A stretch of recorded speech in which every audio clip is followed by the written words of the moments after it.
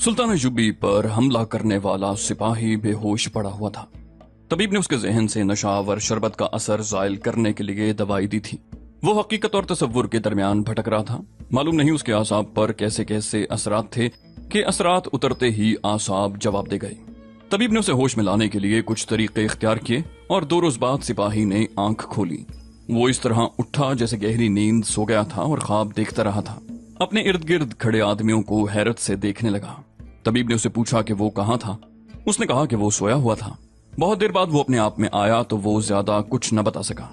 उसने बताया कि स्याह दाढ़ी और चुगे वाला एक आदमी उसे कले में ले गया था। वहां की उसने कुछ और बातें भी बताई, लेकिन उसे बिल्कुल याद नहीं था कि उसने तख्ते सुलेमानी वगैरह देखा है। उसे ये भी याद नहीं था कि उसने सुल्तान अयूबी पर तलवार से हमला किया था। ये यकीन करने के लिए सिपाही धोखा नहीं दे रहा। उसे सुल्तान अयूबी के सामने ले जाया गया। उसने फौजियों की तरह सुल्तान को सलाम किया। सुल्तान ने उसके साथ शफकत और प्यार से बात की, मगर वो हैरान था कि उन लोगों को क्या हो गया है और ये क्या कर रहे हैं। आखिर उसे बताया गया कि उसने क्या किया है तो वो चिल्ला उठा, बोला ये झूठ है, मैं अपने सुल्तान पर हमला नहीं कर सकता। सुल्तान अयूबी ने कहा कि ये बेगुनाह है, इसे याद ही नहीं कराया जाए कि इसने क्या किया है। कत्ल का ये तरीका सलाहुद्दीन अयूबी के फौजी हाकिमों वगैरह के लिए बड़ा ही अजीब था कि सुल्तान अयूबी पर जान कुर्बान करने वाले एक मुहाफिज के जहन को अपने कब्जे में लेकर सुल्तान अयूबी पर ही कातिलाना हमला कराया। अल्लाह ने करम किया कि सुल्तान अयूबी बाल बाल बच गया। इस वाक़े के फौरन बाद सुल्तान अयूबी ने जो कॉन्फ्रेंस बुलाई उसमें दमिश्क की इंतजामिया और फौज के हुक्काम बुलाए गए थे। उन सब के मिजाज उखड़े हुए थे, सब गुस्से से भरे हुए थे। वो सब अल सौले और उसके उमरा वज़रा से बहुत जल्द इंतकाम लेने को बेताब हुए जा रहे थे, जिन्होंने सुल्तान अयूबी को कत्ल करने की साजिश की थी। वो समझते थे कि सुल्तान ने उन्हें कातिलाना हमले पर गौर व खौस करने के लिए बुलाया है, लेकिन सुल्तान आया तो उसने उस वाक़े का जिक्र ही न किया, जैसे उसकी कोई अहमियत ही नहीं थी। उसे उस वक्त तक जासूसों ने दुश्मन की सरगर्मियों की जो इत्तलात दी थी वो उनके मुताबिक अपने प्लान की तब्दीली के मुतालिक सबको आगाह कर रहा था। उसका रवैया और अंदाज सर्द सा था। जो ही उसने अपना लेक्चर खत्म किया सब भड़क उठे। वो इंतकाम की बातें कर रहे थे। सुल्तान अयूबी ने बेनियाजी से मुस्कुराकर वही बात कही जो वो पहले कई बार कर चुका था। उसने कहा, इश्तियाल, गुस्से और जज्बातियत से बचो। दुश्मन आपको मुश्तइल करके ऐसी कार्रवाई पर मजबूर करना चाहता है जिसमें अक्ल की बजाय जज्बात और गुस्सा हो। मेरा तमाम तर मंसूबा एक किस्म की इंतकामी कार्रवाई है, लेकिन इंतकाम अपनी जात का नहीं, अपने मजहब का। मेरी जान और मेरी जात और तुम में से हर किसी की जान और जात की इससे बढ़कर कोई अहमियत नहीं कि तुम इस्लाम और सल्तनत इस्लामिया के पासबान हो। तुम सबको जाने कुर्बान करनी है, खा मैदान जंग में मारे जाओ, खा धोखे में दुश्मन के हाथों कत्ल हो जाओ। हुक्मरान और मुजाहिद में यही फर्क है।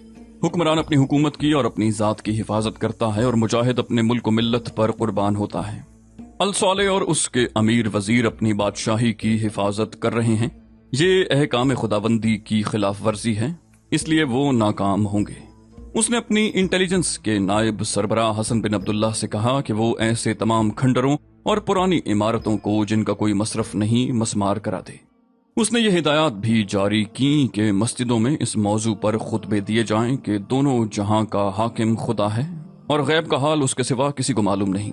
खुदा का कोई बंदा खुदा और बंदों के दरमियान राब्ते का जरिया नहीं बन सकता।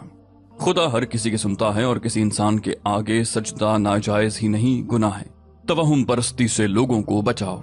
उसने कहा, अपने सिपाहियों को समझाओ कि जिस तरह मैदान जंग में अपने जिस्म को दुश्मन की तलवार से बचाते हो, वार रोकते हो, उसी तरह जहन और दिल को भी दुश्मन के वार से बचाओ।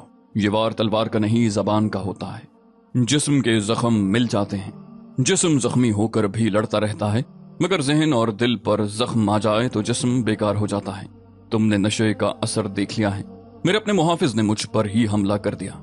जब नशा उतरा तो वो मान नहीं रहा था कि उसने मुझ पर हमला किया है। इस नशे में एक खूबसूरत लड़की का नशा भी शामिल था। ये भी याद रखो कि ये हालत सिर्फ उन लोगों की होती है जिन्हें तुम अपना गुलाम और मवेशी बनाते हो। इनमें जिम्मेदारी का और मुसलमान की अजमत का एहसास बेदार करो। इन पर जिम्मेदारियों और कौमी वक़ार का नशा तारी कर दो।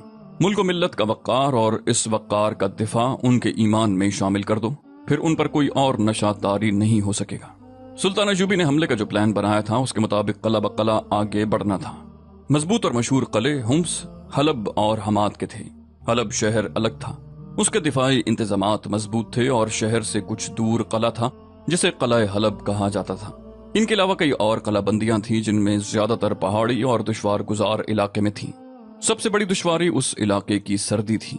पहाड़ियों पर बर्फबारी भी होती थी जो सर्दी में इजाफा कर देती। क्योंकि वहां सर्दियों में कभी लड़ाई नहीं होती थी, इसलिए मुखालिफिन ने अपनी फौज जो मुख्तलिफ उमरा के ज़ेर कमान थी कलाबंद कर दी थी। उनके सलीबी मुशीरों ने भी उन्हें यही मशवरा दिया था। इधर सुल्तान अय्यूबी ने सर्दियों में ही लड़ने का तहैया कर लिया था। उसे जासूस मुसलसल खबरें दे रहे थे। इन खबरों में एक इत्तला ये भी थी कि हलब की मस्जिदों में इमाम और खतीब लोगों को इस मौजू पर वाज और खुतबे दे रहे हैं कि सलाहुद्दीन अय्यूबी वो गुनाहगार इंसान है जिसने बादशाही के लालच और नशे में और जंगी ताकत के घमंड में खलीफा का नाम खुतबे से निकाल दिया है। सुल्तान अय्यूबी को अय्याश और बदकार कहा जा रहा था, और ये भी कि खुतबे में खलीफा का नाम न लिया जाए तो खुतबा मुकम्मल नहीं होता और नामुकम्मल खुतबा गुनाह है। सराओं, मुसाफिर खानों और बाजारों में भी यही अल्फाज सुने और सुनाए जा रहे थे कि सलाहुद्दीन अय्यूबी अय्याश और बदकार है और नाम का मुसलमान है। इसके साथ ही जासूसों की इत्तलाओं के मुताबिक लोगों में सलाहुद्दीन अय्यूबी के खिलाफ जंगी जुनून पैदा किया जा रहा था। अल-सौले की फौज थोड़ी थी। आधी फौज सिपाह सालार तौफीक जवाद के ज़ेर कमान सुल्तान अय्यूबी के साथ मिल गई थी। लिहाजा अल-सौले के मफाद परस्त मुसलमान उमरा और हुक्मरान शहरियों को लड़ने के लिए तैयार कर रहे थे। इन मंसूबों में सलीबियों ने इस तरह जान डाल दी थी कि जिन इलाकों पर उनका कब्जा था वहां के सलीबी बाशिंदों की खासी तादाद को हलब, मूसल और दीगर कस्बों और देहात में इन हिदायत के साथ आबाद कर दिया गया था कि वो वहां के मुसलमानों को सलाहुद्दीन अय्यूबी के खिलाफ भड़काते और उकसाते रहें। जासूसों ने बताया था कि हलब में शहरियों ने जंगी तरबियत का इंतजाम कर लिया है। हर कोई हथियारों की जबान में बात कर रहा था। जंगी जुनून के साथ लोगों पर इज़्तिरारी और हैजानी कैफियत भी तारी हुई जा रही थी। अलबत्ता पुरानी उम्र के मुसलमान बहुत ही परेशान थे और कहते थे कि ये क़यामत की निशानी है कि मुसलमान से टकराएगा, मगर उनकी आवाज़ सलाहुद्दीन अय्यूबी के खिलाफ नारों और बहतान तराशी के शोर गोगा में दबती जा रही थी। ये आवाज़ सलीबियों के अज़ाइम के खिलाफ थी, इसलिए उन्होंने उसे दबाने का खास एहतमाम किया था। ये सारा मंसूबा दरअसल था ही सलीबियों का।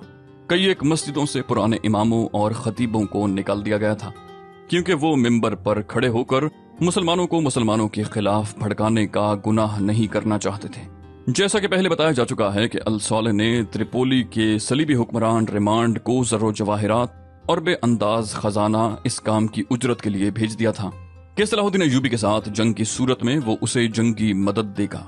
रिमांड ने ये उजरत वसूल करके अपने चंद एक फौजी कमांडर मुशीरों की हैसियत से हलब भेज दिए थे।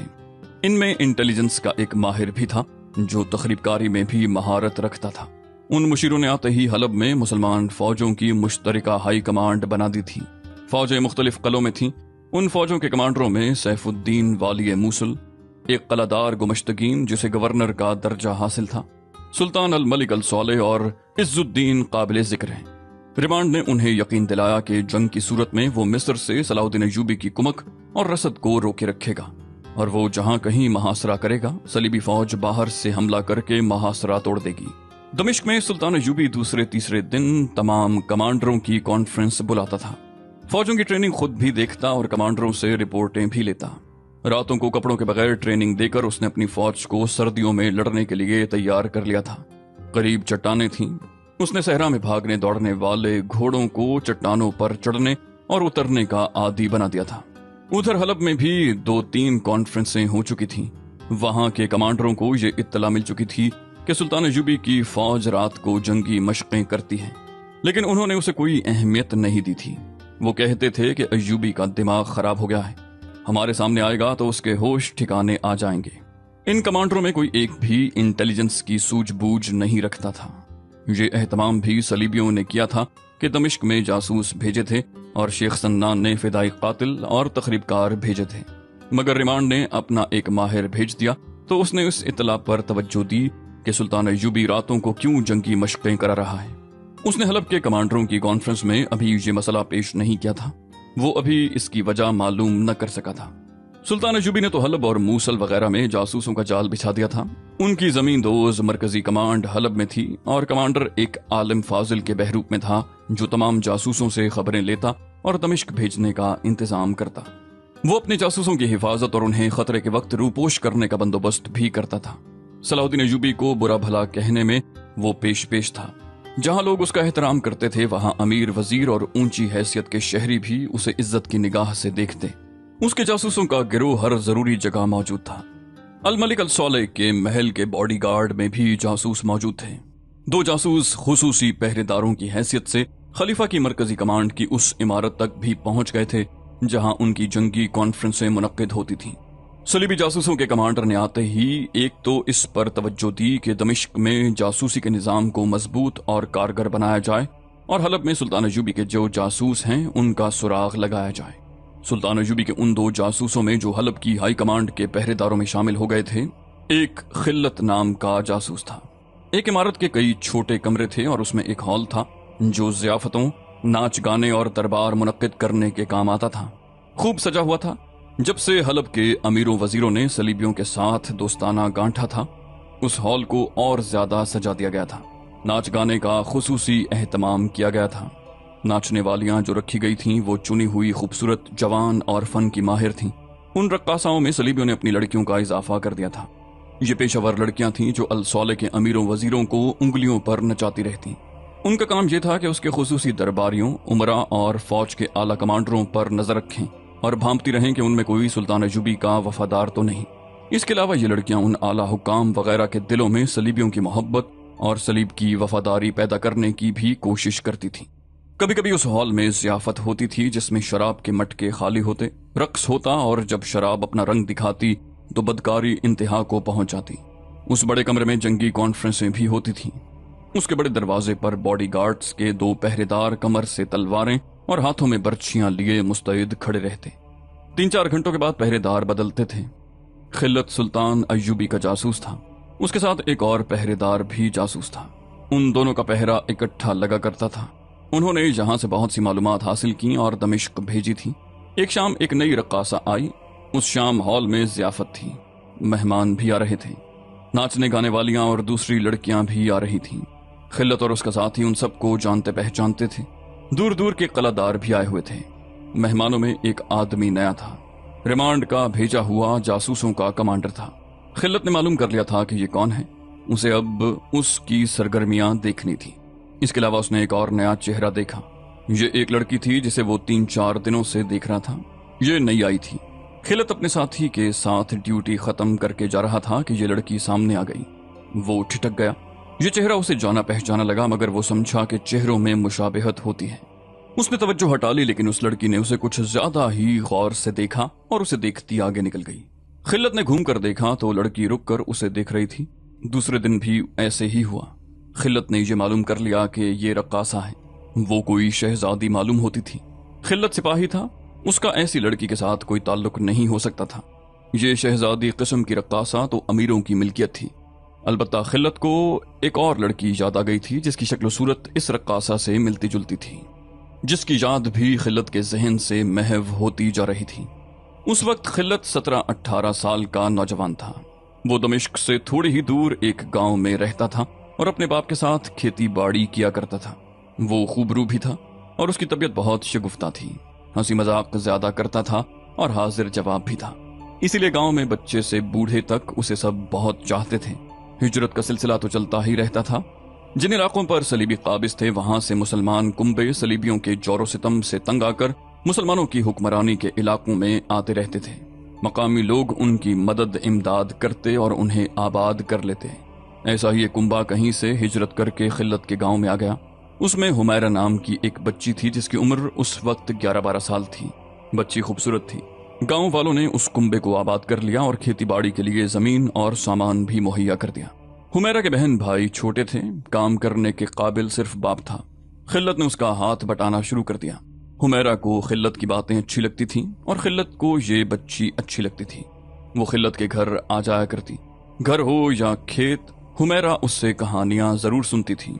खिल्लत दिलचस्प किस्से घड़ लिया करता। 2-4 माह के बाद हुमैरा के बाप ने खेती बाड़ी में दिलचस्पी लेनी छोड़ दी। दमिश्क करीब था। वो शहर में चला जाता और शाम को वापस आता। 1 साल गुजरा तो उसने खेती बाड़ी खत्म कर दी। किसी को मालूम नहीं था कि उसने कौन सा जरिया माश इख्तियार कर लिया है। अलबत्ता उस कुंबे की हालत बेहतर होती जा रही थी। हुमैरा खिल्लत में घुल मिल गई थी। वो खेतों में काम करने जाता तो हुमैरा वहां चली जाती, घर में होता तो वहां आ जाती। अब वो 13 साल की हो गई थी और अच्छा बुरा समझने लगी थी। एक रोज खिल्लत ने उसे पूछा कि उसका बाप क्या काम करता है। हुमैरा ने बताया कि उसे ये तो नहीं मालूम कि वो क्या करता है और पैसे कहाँ से लाता है। उसे सिर्फ ये पता है कि उसका बाप अच्छा आदमी नहीं, वो शहर से कोई नशा करके आता है। हुमैरा ने एक नई बात बताई।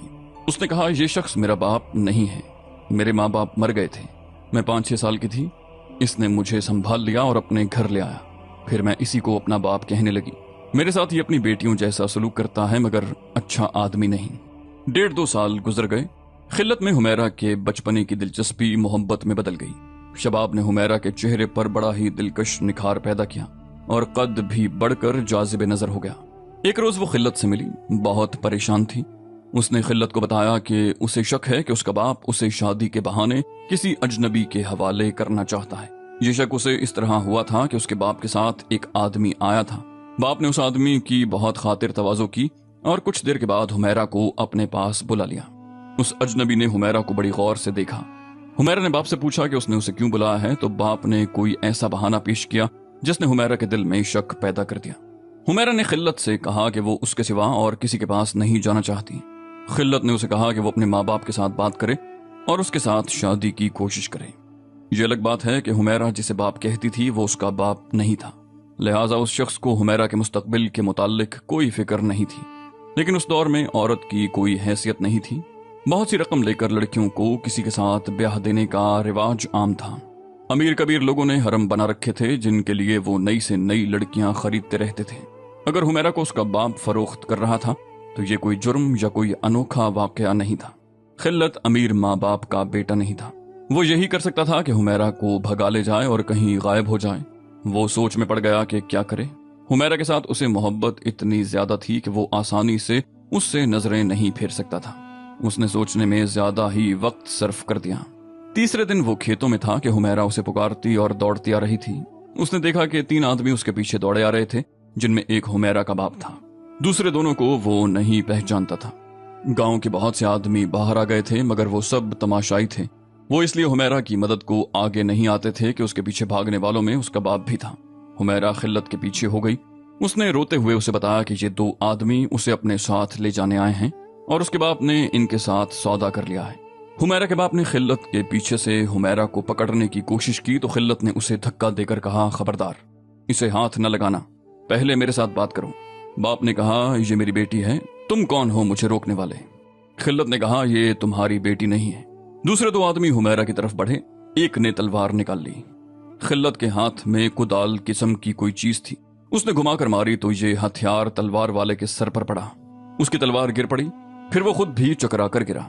खिल्लत ने तलवार उठा ली। दूसरे आदमी ने भी तलवार निकाल ली। खिल्लत को तेगजनी की कोई मश्क नहीं थी, फिर भी उसने वार रोके। दूसरा आदमी तेगजन मालूम होता था। खिल्लत को लड़ने का ज्यादा मौका न मिला। उसके सर पर कोई वजनी चीज पड़ी। उसकी आंखों के आगे अंधेरा आ गया और वो गिर पड़ा। उसके होश ठिकाने आए तो वो अपने घर में था। वो जोश में आकर उठा, लेकिन उसके बाप और 2-3 आदमियों ने उसे जकड़ लिया। उसे बताया गया कि वो बहुत देर से बेहोश पड़ा है और हुमैरा इस गांव से रुखसत हो चुकी है। खिल्लत चिल्लाने लगा कि लड़की को फरोख्त किया जा रहा है, मगर उसे बताया गया कि उसका निकाह पढ़ाकर रुखसत किया गया था। खिल्लत के सर की ये हालत थी कि वो उठता तो उसका सर चकरा जाता। उसे शदीद चोट आई थी। बड़ों ने उसे नसीहत की कि हुमैरा के मामले में उसका बोलना जायज नहीं, क्योंकि अगर बेचा भी गया है तो उसका बाकायदा निकाह किया गया है। बहरहाल खिल्लत के लिए ये हादसा था।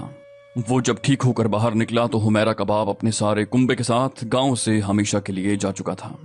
खिल्लत पर दीवानगी सी तारी हो गई। उसे हुमैरा की मोहब्बत और इंतकाम का जज्बा परेशान रखता था। कामकाज से उसका दिल उचाट हो गया। वो कभी कभी दमिश्क चला जाता और हुमैरा के बाप को ढूंढता रहता। माँ बाप ने उसे अच्छी अच्छी लड़कियां दिखाई, लेकिन उसने किसी को कबूल न किया। उसके दिलो दिमाग पर हुमैरा गालिब रही। 1.5 साल तक उसकी यही हालत रही। एक रोज दमिश्क में घूमते फिरते उसे पता चला कि फौज की भर्ती हो रही है। उसने इस ख्याल से कि इस बहाने वो गांव से दूर रहेगा, फौज में भर्ती हो जाना बेहतर समझा और भर्ती हो गया। उसे ट्रेनिंग दी गई, घुड़सवारी सिखाई गई, तीरंदाजी और मुख्तलिफ हथियारों का इस्तेमाल सिखाया गया। उसके जहन को मसरूफियत मिल गई तो उसके दिल से हुमैरा का दुख कम होने लगा। अपने जैसे हजारों सिपाहियों के साथ रहते, गपशप लगाते और हंसते खेलते उसके दिल की जिंदगी ऊद कर आई। اور وہ ایک بار پھر شگفتہ مزاج نوجوان بن گیا۔ یہ ان دنوں کا ذکر ہے جب صلاح الدین ایوبی کا نام ابھی مشہور نہیں ہوا تھا، لوگ ابھی نور الدین زنگی کو جانتے تھے۔ اسے ایک بار جنگ میں جانے کا موقع ملا۔ یہ ایک خوریز لڑائی تھی۔ اس نے پہلی بار اپنے دشمن کو دیکھا۔ اس نے وہ لٹے پٹے مسلمان کنبے دیکھے جو صلیبیوں کے ظلم و ستم کا نشانہ بنے تھے۔ اسے یہ بھی بتایا گیا کہ صلیبی بہت سی مسلمان لڑکیوں کو اپنے قبضے میں رکھے ہوئے ہیں۔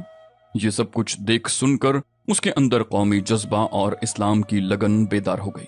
اس جذبے اور لگن نے جنون کی صورت اختیار کر لی، اور اس جنون نے اسے ان سپاہیوں کی صف میں کھڑا کر دیا جو تنخواہ اور مال غنیمت کی خاطر نہیں، اللہ کے نام پر لڑا اور جانیں قربان کیا کرتے ہیں۔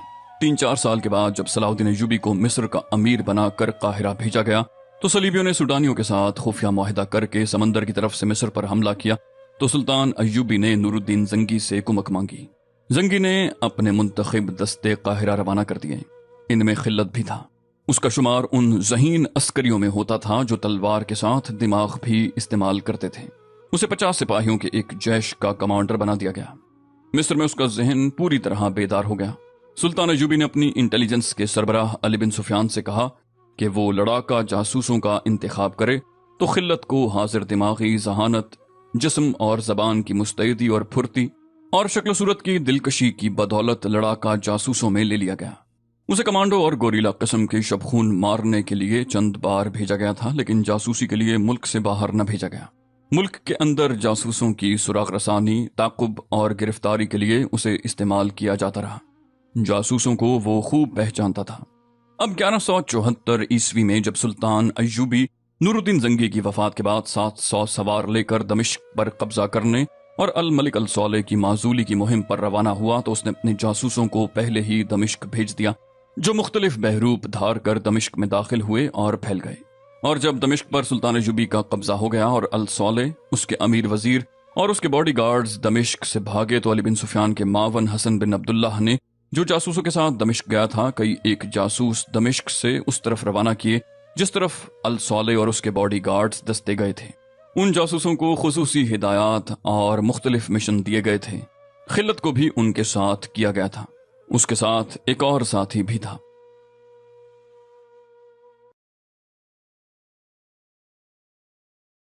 تو دوستو یہ تھی ہماری آج کی ایپیسوڈ۔ امید کرتے ہیں آپ کو ہماری ایپیسوڈ پسند آئی ہوگی۔ جانے سے پہلے اس ویڈیو کو لائک، شیئر اور کامنٹ کرنا مت بھولیے، اور اگر آپ ہمارے چینل پر نئے ہیں تو اسے سبسکرائب کیجئے اور بیل آئیکن پر کلک کیجئے تاکہ آپ کو تمام ویڈیوز فوراً ملتی رہیں۔ اگلی ویڈیو تک کے لیے اپنا خیال رکھیے۔ اللہ حافظ۔